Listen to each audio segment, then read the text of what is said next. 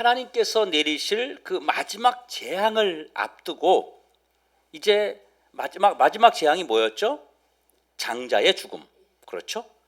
죽음의 사자가 그 집안에 있는 짐승도 처음것, 사람도 아들, 첫 아들, 그 모든 첫 것은 다 죽는 그런 마지막 재앙을 앞두고 이스라엘 백성들을 향해서 하나님께서 지금 말씀한 거예요. 7절에 보니까 그 피를 양을 먹을 집 좌우 문설주와 인방에 바르고. 여러분, 왜 갑자기 각 가족의 숫자대로 양을 잡고 그 피를 문설주와 인방에 바르라고 하는 것일까요? 집사님 가족이 지금 몇 명이죠? 집에? 3명. 그러면 3명이니까 양을 몇 마리 잡아요? 3마리 잡는 거예요. 집사님은 집에 식구가 몇 명이에요? 혼자인데 한 마리 잡으면 너무 많잖아요. 그러니까 3사람이 있는 집, 2사람이 있는 집, 또 1사람이 있는 집과 같이 연합해서 한 마리를 잡아가지고 나누라는 거예요. 하나님 얼마나 하나님이 우리를 많이 배려해요. 식구 많은 집은 어차피 삶은 많이 큰 걸 잡으면, 한 마리 잡으면, 어린 양을 잡으면 다 같이 먹을 수 있어요. 근데 혼자 한 마리 잡으면 다 못 먹어요. 그냥 다 버려야 돼. 그러니까 하나님이 숫자가 가족이 적은 사람들은 옆집과 같이 합쳐서 한 마리를 잡아가지고 나누라는 거예요. 그리고 먹고 남은 양은 어떻게 돼요? 다 버리라는 거예요. 그날 다 버리라는 거예요. 자, 이렇게 합니다. 자, 한 사람 앞에 한 마리씩, 가난한 자들은 한 마리 가지고 여러 명이 이렇게 나눠서 하라는 거예요. 그렇지만 원칙은 뭐예요? 원칙 각 사람대로, 사람이 많은 집 각 숫자대로 양을 잡으라는 겁니다. 그게 원칙인데 애굽에서 빠져나오는 일과 이렇게 양을 잡아서 그 양의 피를 집 문 앞에 인방과 문설주에 이렇게 피를 바르라고 하는 것과는 무슨 연관성이 있을까요? 마지막 재앙, 하나님이 내리시는 장자의 죽음의 그 재앙과 양의 피를 집 입구의 문에다 인방과 문설주 사방에 바르는 것과는 도대체 무슨 연관성이 있기에 하나님이 이렇게 하라고 하시는 것이냐, 이겁니다. 여러분 생각해 보세요. 얼마나 끔찍하고 혐오스러운 일입니까? 생각해 보세요. 양의 붉은 피를 집에 인방과 문설주에 막 바르면 집에 다 들어오는 사람마다 얼마나 흉측하겠어요, 그게. 여러분, 집사님 집에 누가 피를 이렇게 막 사방에 발라놨다고 생각해 봐요. 얼마나 흉측해요. 예? 그 집안에 사는 자들도 꺼림칙하기는 마찬가지예요, 사실은요. 원래 이런 것은 누가 합니까? 원래 누가 해요? 원래 우리가 할 때 보통 볼 때 누가 해요? 이런 거 피 바르고 이러는 거 누가 합니까? 그 우상을 섬기는 사람들이 많이 하는 거잖아요. 여러분, 동짓날 동지 팥죽 먹잖아요. 팥죽이 무슨 색이에요? 빨간색이에요. 이 팥죽을 쓰는 것도요, 어디에서 기원이 시작된 건지 알아요? 바로 이 샤머니즘, 이 정령숭배에서 시작된 거예요. 정령숭배의 근본은요, 범신론입니다. 범신론이 뭐죠? 모든 사물에는 신이 들어있다는 거예요. 신. 그래서 애굽에서는 모두 신이었어요. 제일 흔한 거 티끌, 먼지, 티끌도 신이었어요. 그래서 그 티끌을 다 뭘로 만들어요? 이를 만들고 벼룩으로 만들고 이런 어떤 하나님의 재앙을 내렸잖아요. 자, 그래서 모든 사물에는 다 신이 들어있다. 우리나라에도요, 엄청난 이 샤머니즘이 있습니다. 예? 화장실, 주방, 붓두막, 뭐 온갖 데 다 신이, 물에는 물귀신, 들에는 들귀신, 산에는 살귀신, 온갖 갖다 붙이는 신들은 우리나라도 다 있어요. 그래서 해와 달과 별과 나무, 돌멩이, 온갖 것들의 이름을 다 부여합니다, 사람들이. 선앙당에 가서 빌고, 이거 뭐예요? 또 지나가다 돌멩이 막 이렇게 쌓아놓잖아요. 그게 뭐예요? 다 신이에요, 그게. 이럴 때 바로 신과 신 사이를 방해하는 세력이 있었어요. 사람들이 생각할 때, 자, 화장실에 있는 신과 그 다음에 무슨 뭐 지신 무슨 신 있잖아요. 그 신과 그 다음에 선앙당에 있는 신과 이 신이 이 사이를 방해하는 세력이 있다고 생각을 한 거예요. 사람들이. 이것을 뭐라고 부르냐면 악귀라고 했어요. 악귀를 쫓아야 된다. 악귀야 물러가라 그러잖아요. 그 무당들이는 악귀야 물러. 이게 그 내가 섬기는 신과 신 사이를 방해하는 세력이 있는데 그걸 뭐라 그래? 악귀라고 불렀어요. 이건 바로 악귀는 나쁜 신이라는 거예요. 신은 신인데 악한 신, 나쁜 신이다 이 얘기예요. 이것을 쫓아내야 된다는 거예요. 신과 신 사이가 선앙당에 있는 신과 우리 집에 있는 부뚜막에 있는 신하고 친해야지 잘 관계가 좋아야지 내가 이리 가도 복이 되고 저리 가도 복을 받는데 이 관계를 계속 방해하는 악귀가 있기 때문에 이 악귀를 쫓아내야 된다. 그래서 신과 신 사이를 해코지 하는 신을 내쫓아야 된다. 이것을 내쫓으려면 뭐가 필요하냐? 피가 필요하다. 이렇게 사람들이 인식했던 겁니다. 오늘 굉장히 중요한 걸 여러분들이 배우고 있는 거예요 지금. 그래서 여러분 농경사회에서 농사를 짓는 사회에서 악귀를 잡아서 악댐을 해야 되는데 소나 양을 잡아가지고 액땜을 하게 되면 농경사회에서는요 더 이상 먹고 살 게 없는 거예요. 그렇죠. 농경사회는 뭐가 필요해요? 닭이 필요하고 소가 필요하고 양이 필요하고 소가 필요하잖아요. 근데 이걸 잡으면 어떻게 돼요? 농경사회에서 농사를 지을 수 없는 거예요. 그래서 무엇을 대신했어요? 팥죽을 썼던 겁니다. 팥죽이 피하고 똑같다고 생각했기 때문입니다. 그래서 옛날에 여러분 그 무당들이 점쟁이들이 뭐 집에서 이렇게 쌀가루 이렇게 하지만 옛날에 뭐 했어요? 그렇죠. 그냥 팥죽 쓴 게 아니고 팥 뻘겋잖아요. 그걸 휘 뿌리고 막 이랬단 말이에요. 이게 악귀야 나 물러가라 이렇게 하면서 뿌리는 거예요. 피를 뿌리는 의식을 그들이 지금도 하고 있는 겁니다. 무속인들이. 그래서 팥죽이 피하고 똑같기 때문에 팥죽을 써가지고 옛날에 돌아다니면서 집 담벼락에다가 어떻게 해요? 집 담벼락부터 시작해서 팥죽을 뿌리기 시작했어요. 이게 이렇게 바르기 시작했단 말이에요. 저 어릴 때도 그걸 봤거든요. 이것을 뭐라고 부르냐면 악귀를 내쫓는 행위로 봤던 거예요. 그래서 옛날에는 어디가 가장 중요한 장소였어요. 농경사회는요.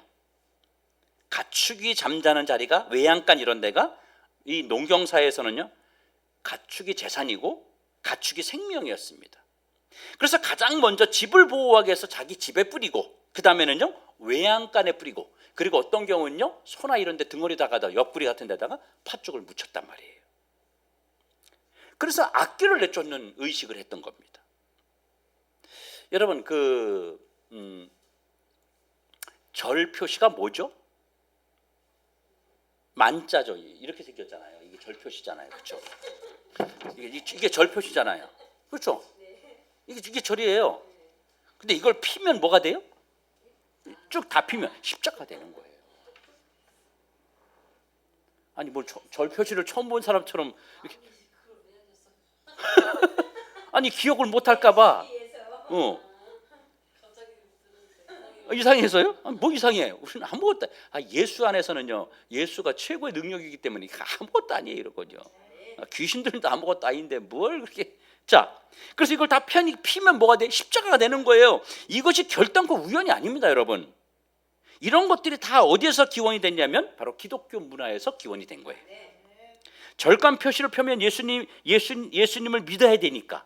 그렇죠? 이 절간 표시를 피면 십자가가 되니까 예수는 못 믿겠고 예수의 힘은 필요한 거예요, 사람들이.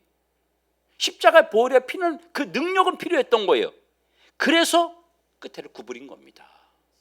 그래서 만자를 사용하는 거예요, 이 무속인에서.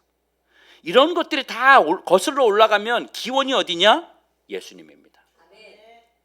팥죽도 예수를 모르는 사람들이 만들어낸 것이지만 결국은 이것이 어떤 사람들의 구전을 통해서 처음 옛날부터 구전을 통해서 흘러왔기 때문에 가다 보니까 기원이 어디였어요? 옛날에 바로 예수 그리스도 십자가 보혈의 피, 여기서부터 시작됐던 거예요.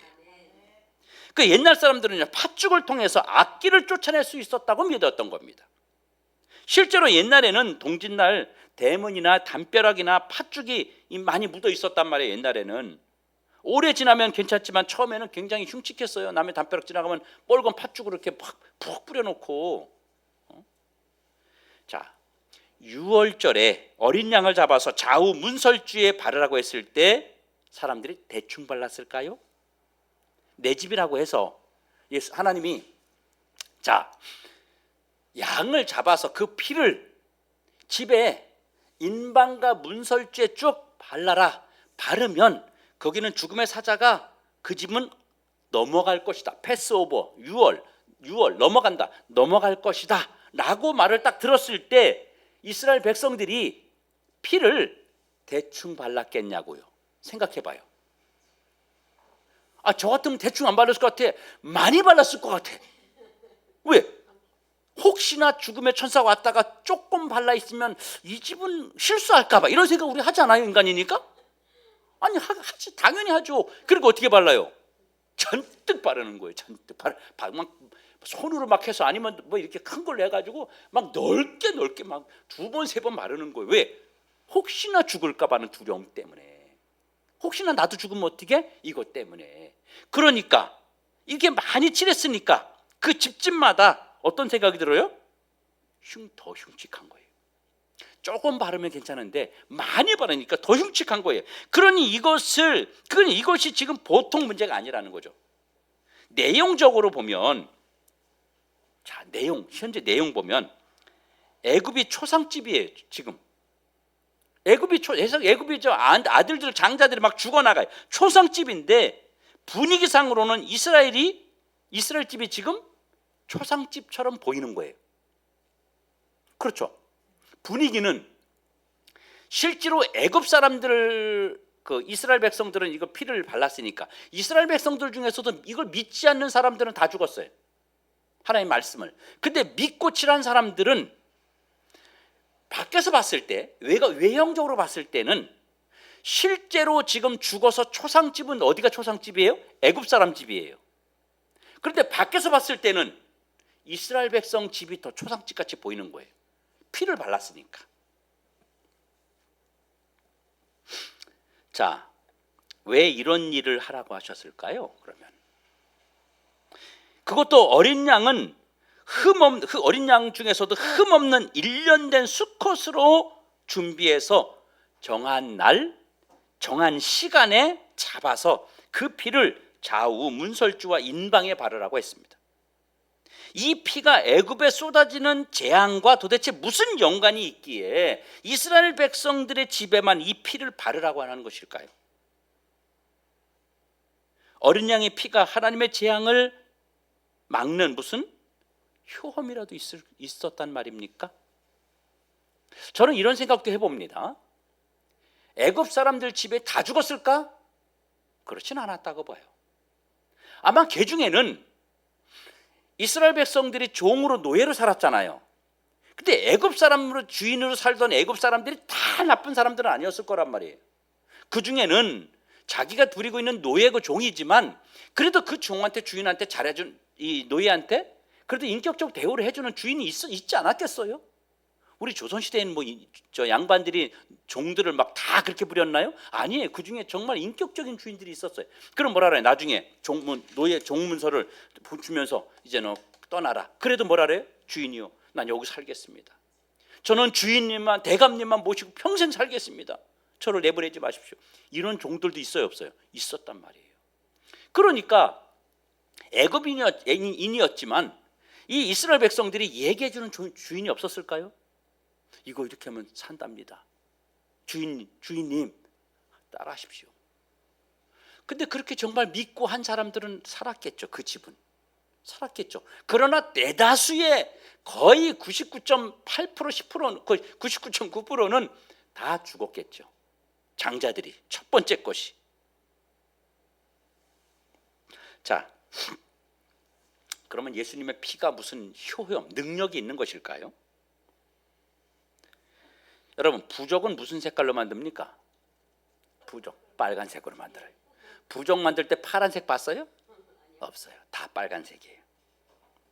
무슨 의미가 있는 겁니까? 그렇죠. 시대가 변해도요, 칼라 부족은 내가 보지를 못했습니다. 옛날부터 지금까지.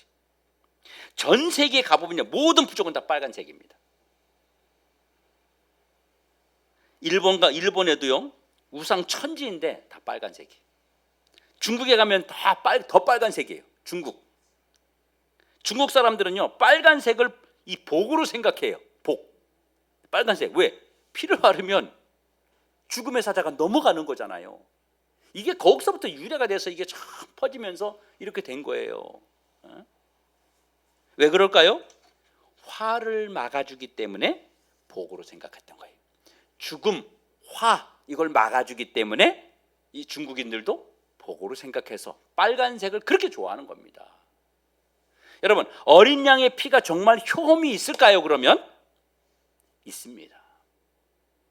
어린 양의 피가 이스라엘 백성들을 구원하시려는 하나님의 유일한 처방이기 때문에 효험이 있는 거예요. 오직 이 처방 외에는요, 하나님의 재앙을 막을 수 있는 막을 수 있는 방법이 없었어요. 13절에 보니까 이렇게 기록되어 있습니다. 내가 애굽 땅을 칠 때에 그 피가 너희가 사는 집에 있어서 너희를 위하여 표적이 될지라. 내가 피를 볼 때에 너희를 넘어가리니 재앙이 너희에게 내려 멸하지 아니하리라. 여러분, 여기서 말하는 표적은 뭐예요? 사인. 우리가 신호 보내잖아요. 신호. 그 신호였던 거예요. 하나님에게 여기는 하나님 백성 집입니다, 하나님은 자녀의 집입니다 라고 하는 신호, 사인을 보내는 게 바로 그 피였던 겁니다. 이 피는 하나님의 손이 애굽의 모든 첫 소생들을 치실 때 자기 백성들을 구원하시는 표징이라고 하셨던 거예요. 뭐라래요? 내가 넘어가리라.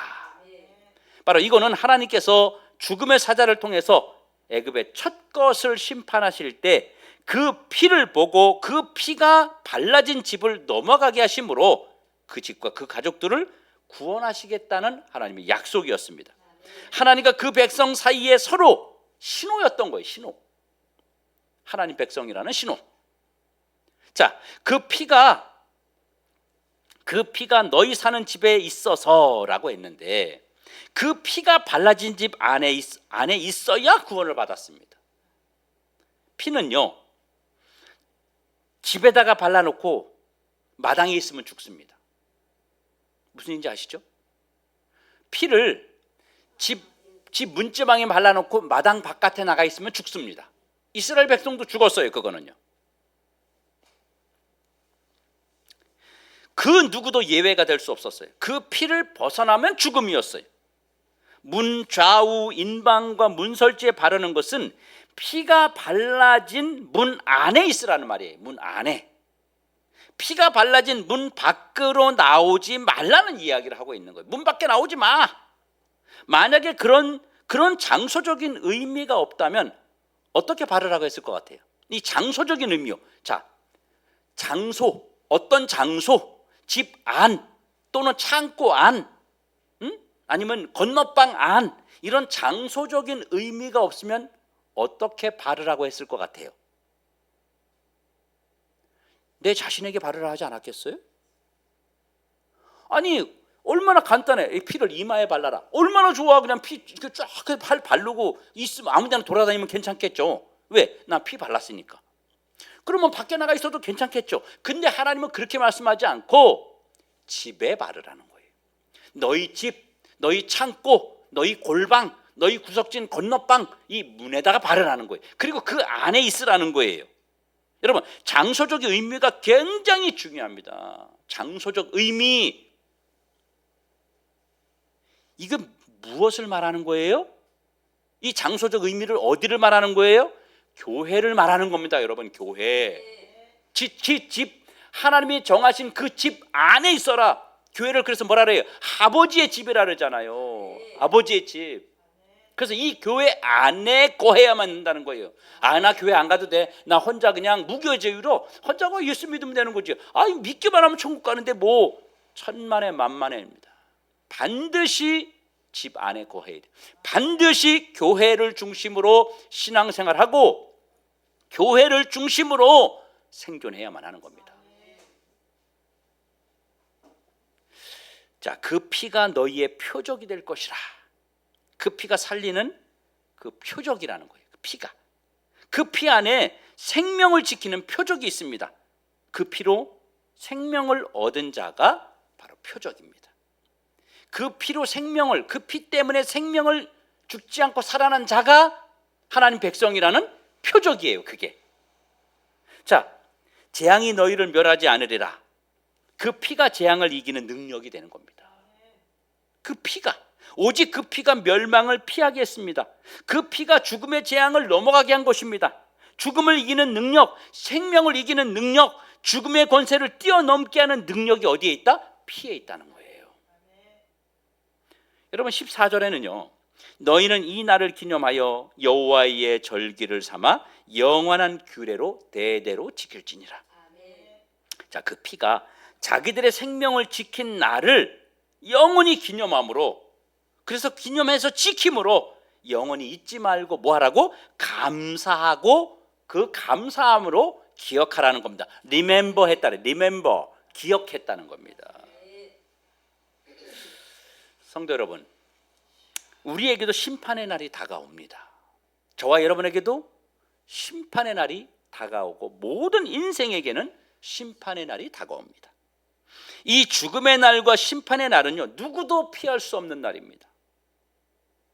이 땅을, 인간이 살고 있는 이 땅을 거쳐간 수많은 영웅들과 수많은 호걸들과 수많은 이름을 떨친 사람들이 죽음과 싸워서 이겨보려고 했지만 아무도 피할 수 없었음을 바로 그들의 남겨진 무덤을 보면서 우리는 알 수 있습니다. 왜 아무도 죽음을 이기지 못했을까요? 그러면 왜 죽음을 이기지 못했을 것 같아요? 죽음은 죄에 대한 하나님의 형벌이기 때문입니다. 이 형벌은 죄인된 우리에게는 피할 길이 전혀 없습니다. 이 죽음이 나에게도 찾아온다는 사실을 혹시 여러분 잊고 있는 건 아니겠죠? 죽음보다 더 큰 문제는요, 죽음 이후에 이루어질 심판이라고 하는 것입니다. 이 심판은 죄인에게 내려질 형벌입니다, 여러분. 또한 이 형벌은 죄의 대가입니다. 죽음은 형벌 때문이고 형벌은 죄의 대가입니다. 죄의 대가를 치르지 못한 자는요, 형벌을 무조건 받아야 돼요. 죄의 대가, 죄의 값을 치르지 않은 사람은요, 무조건 이 형벌을 다 받아야 되는 겁니다. 여러분 질문해 보겠어요. 여러분은 죄인이라는 사실을 알고 있습니까? 여러분이 죄인이라는 사실을 알고 있어요? 여러분 혹시 죄의 대가를 그럼 지불했습니까? 안 했죠. 만일 죄의 대가를 지불하지 못했다면 죽음의 사자가 애굽을 칠 때 속수무책으로 장자를 죽음에 내어줄 수밖에 없었던 것처럼 우리도 그 형벌을 피할 길이 없는 겁니다. 오늘 우리는요, 이 문제를 점검하고 우리는 해결받아야 됩니다. 하지만 불행하게도 우리에게는 이 문제를 해결할 수 있는 길이 없습니다. 그래서 하나님께서 이 형벌을 피할 수 있는 길을 스스로 자원해서 직접 주님이 열어주셨던 거예요. 그 길이 바로 뭐예요? 어린 양 대신 예수 그리스도의 죽으시면서 흘리신 피입니다.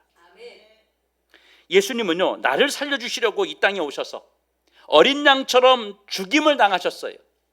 피 흘려 죽으셨어요. 예수님이 그냥 한 번에 뚝 하고 죽을 수 있었는데 그렇게 하지 아니하시고 피를 흘리셨단 말이에요. 옆구리를 찔리면서 피를 흘리고, 채찍에 맞으면서 피를 흘리고, 과시간을 쓰시면서 피를 흘리고, 피를 흘렸어요.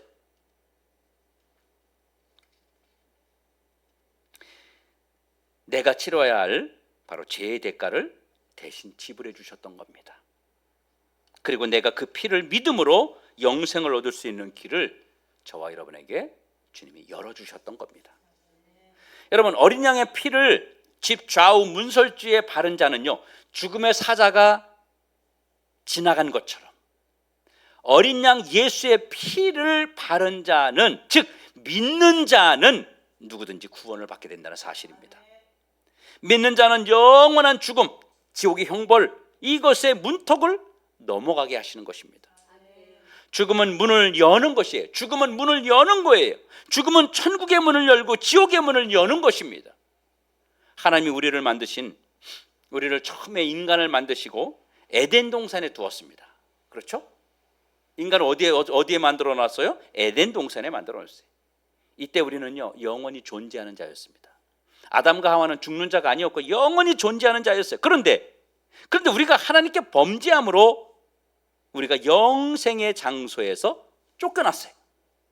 그래서 하나님이 생명나무에 아담과 하와가 접근하지 못하도록 화엄검을 두고 그들을 에덴 동산에서 하나님이 쫓아내버렸어요. 바로 유한한 장소로, 죽음의 장소로, 영생의 자리에서 죽음의 장소로 쫓겨났던 겁니다. 에덴 동산에서 영원히 살 수 있었던 그들이 에덴 동산 바깥으로 추방을 당한 거예요. 쫓겨난 거예요. 우리가 죽음이라는 것을 경험하도록 형벌의 장소로 하나님이 내쫓아 버렸던 거예요. 그렇죠? 그리고 다시 이 죽음이라고 하는 과정을 통해서 하나님은 다시 영생으로 돌아가야 할 자와 영생으로 돌아가지 못할 자를 구분시켜 놓았어요. 그 방법이 뭐라고요? 바로 주님의 십자가입니다. 예수 그리스도의 보혈, 이 피를 믿는 자는 죽음의 문을 열 때 다시 처음 자리에 우리 인간을 대표하는 아담과 하와가 있었던 그 자리인 에덴으로 돌아가서, 영생의 자리로 돌아가서 그동안 아담과 하와 이후에 경험하지 못했던 그 에덴의 삶을 다시 누리게 하는 것입니다. 그래서 이 땅에서 예수님을 해결하지 못한 자는 에덴의 문을 열지 못하고 어디로 가? 지옥의 문을 열게 되는 것입니다. 그것은 영원한 형벌, 정령 죽음이라고 하는 이 영원한 죽음, 영벌의 장소라고 하는 곳으로 시작하는 것입니다. 영생을 얻는 자는 천국으로, 영생을 얻지 못한 자는 지옥으로 들어가게 되는 것입니다. 다시 말하면 에덴 동산, 회복되는 다시 에덴으로 하나님이 추방했던 자를 다시 에덴에 아담과 하와가 그 하나님 만들어둔 에덴을 그 이후에 살지 못했던 삶을 우리가 다시 살게 우리에게 허락하시기 위해서 예수 그리스도를 보내주셨는데, 예수 그리스도의 십자가 보혈의 피를 흘려주셨는데, 출애굽할 때 이스라엘 백성들이 그 어린 양의 피를 임방과 문설주에 바른 것처럼 우리가 피를 바르는 것은 곧 예수의 죽으심을 믿는 것인데, 그 믿지 않는 자들은 추방된 상태에서 계속 영원한 죽음에 처해지게 되는 것입니다. 그러면 우리가 살고 있는 이 장소는 뭐 하는 장소가 됩니까? 하나님이 우리에게 영생이나 영벌 이런 거냐의 문제를 해결받을 수 있도록 주신 장소라고 하는 것입니다. 이 땅에 우리가 살고 있는 이 세상은 내가 영벌이냐 영생이냐를 결정지을 수 있는 시간의 공간으로 우리에게 허락하셨다는 것입니다. 이것이 바로 깨끗한 구원을 말하는 거예요. 지금 이 땅에서 우리가 사는 동안에는요, 잘 먹고 잘 입고 그러다 무엇을 하느냐가 아니에요.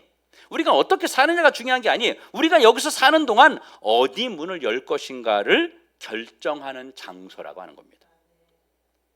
문을 잘못 열면 끝입니다. 문을 탁 열었다가 어이구 아닌 게 배 다시 닫을 수가 없는 거예요. 죽으려고 딱 봤더니 죽는 순간에 어이구 지옥이네, 어이구 다시 살아나야지, 이게 안 되는 거예요. 끝나는 거예요 그냥. 여러분 엘리베이터 문 열자마자 옛날 그런 사고 많았잖아요.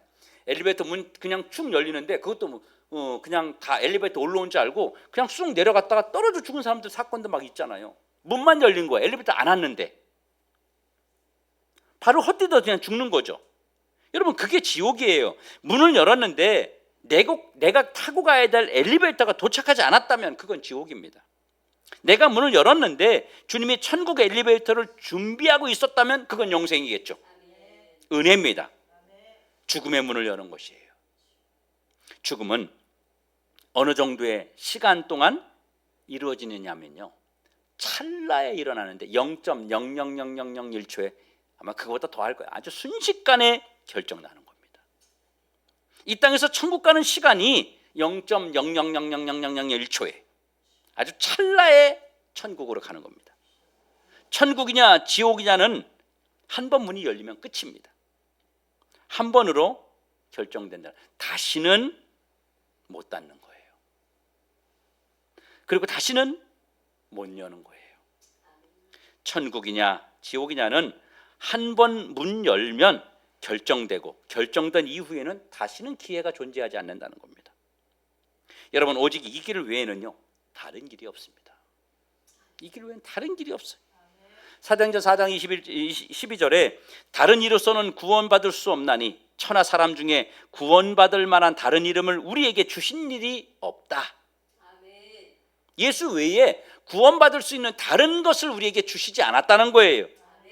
여러분, 그 어린 양을 각 사람마다 취하라 그러잖아요. 그렇죠? 각 사람마다 다 사람 숫자대로 다 양을 잡으라는 거예요. 예수님이, 하나님이 그렇게 말씀, 애굽인들에게, 이스라엘 백성들에게 그렇게 말씀하셨잖아요. 너희 식구 10명이야? 그럼 10마리 잡아. 5명이야? 5마리 잡아. 이게 왜 그래요? 구원은 각자 1대1로 이루어지는 것이기 때문입니다. 그래서 천주교처럼 죽었는데 내가 기도를 많이 해주고 그 면죄부를 사가지고 이렇게 뭐 돈을 많이 내고 그러면 지옥에서 극락으로 또 중간 자리 이런 데로 올라가고, 그 다음에 또 돈을 더 많이 내고 더 많이 기도해주면 또 중간 단계에서 천국으로 옮겨가고, 이게 불가능한 거예요. 누군가가 그 사람의 구원에 대해서 개입할 수 없다는 거예요.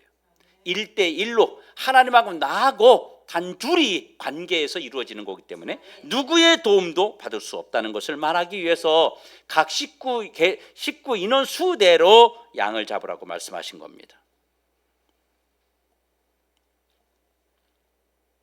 주님은 개인적으로 믿음을 고백하고 구원을 얻어야 한다고 말하는 것입니다.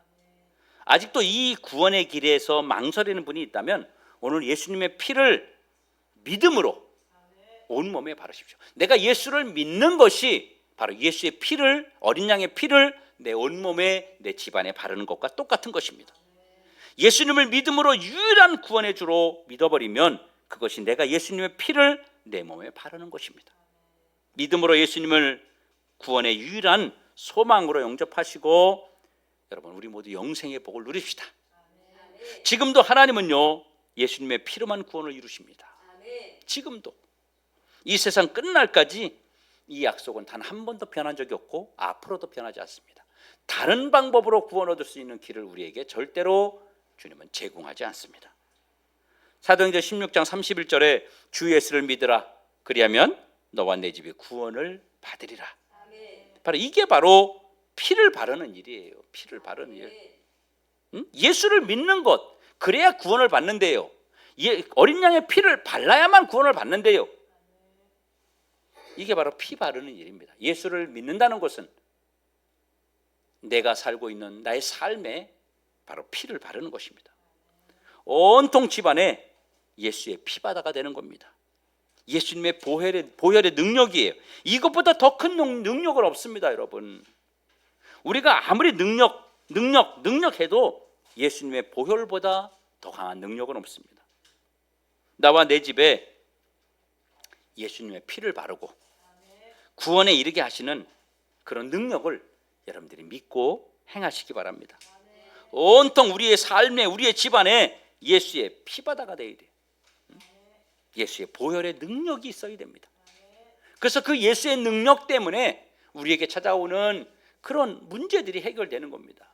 그래서 여러분, 예수를 믿고 정말 예수님을 만나고 나서 내가 내 삶에 완전히 변화된 사람들, 그리고 우울증에서 벗어난 사람들, 절망과 좌절과 죽음과 자살의 그 순간에서 완전히 회복이 되어서 새 삶을 살아가는 사람들이 얼마나 많은지 모릅니다. 예수의 피의 능력은 무궁무진한 겁니다. 우리가 이 능력을 믿고 예수님을 올바로 바로 믿어서 우리의 구원된 삶뿐만 아니라 주변의 사람들도 함께 일으켜 세워줄 수 있는 그런 능력의 사람들 되시기를 주의 이름으로 축원합니다. 기도하겠습니다.